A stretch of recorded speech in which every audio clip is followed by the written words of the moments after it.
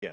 Former White House aide Cassidy Hutchinson is on a press tour for a new book called Enough out this week, discussing what she says she experienced and saw within the Trump administration. Not pretty.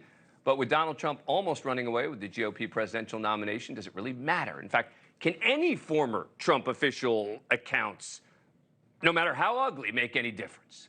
Hutchinson making the rounds on the mostly left-leaning cable news shows, telling CNN's Jake Tapper Trump is the greatest threat to democracy. To me, it is sad that we're in this place as a country where we are looking at somebody who has executed this horrible assault on our democracy, and we are continuing to give this person a platform. That's not what we should stand for as Americans. And I think that Donald Trump is the most grave threat that we will face to our democracy in our lifetime and potentially in American history. And then there was the handling of classified information. Hutchinson said that the former chief of staff, Mark Meadows, suits smelled, quote, like a bonfire from burning documents so often after the 2020 election. Hutchinson questioning if this is what Americans want for another 4 years. Do we want to put people back in power that have mishandled and have been showed to mishandle the most sensitive national security secrets that our nation has? You know, that's the question that we need to ask ourselves.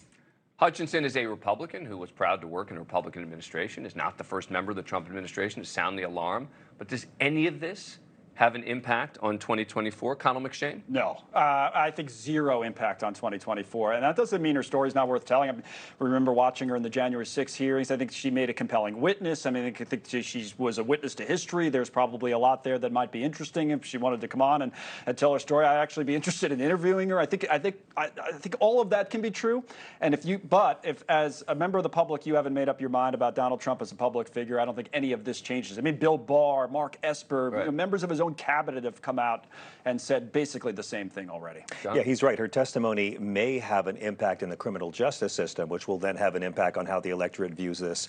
But I don't think anything she says is going to sway anyone's vote. Melania Trump could come out with a video of Donald Trump eating a baby, and it would not cause Trump to lose any of his course. But I don't even think that a criminal conviction is going to make a difference. It will for the middle they're trying to reach. You think so? Yes.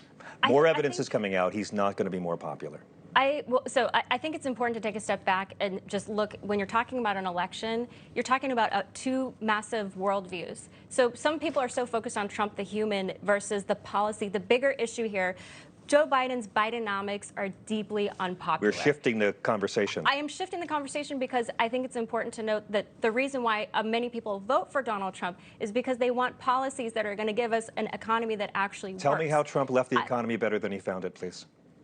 Well, you're holding him against the COVID standard. But 2019, before COVID, you had unemployment, you had wealth standards that were highest for women ever in American history. Tell me which Barack Obama economic trend Trump reversed. African Americans, Latinos, household wealth yes, was the Barack highest Obama ever cut. achieved. Barack Lowest Obama poverty cut. rate. Excuse me, Barack Obama cut not running for president. Okay, Donald Trump is. Barack Obama cut the black unemployment rate in half. Under Trump, it went down one more point, and Trump took all the credit for what a black man did. It wasn't just unemployment; it was wealth creation. It was and they for were women as Obama well. recovery trends that continued under Donald Trump, respectfully. There's a reason that Trump is the working class president and why the working class is fleeing from the Democrat Party. You got some work to do, my friend. It's not called the Democrat Party. I'm not a Democrat. And Trump just flew to Michigan to argue for management against the union.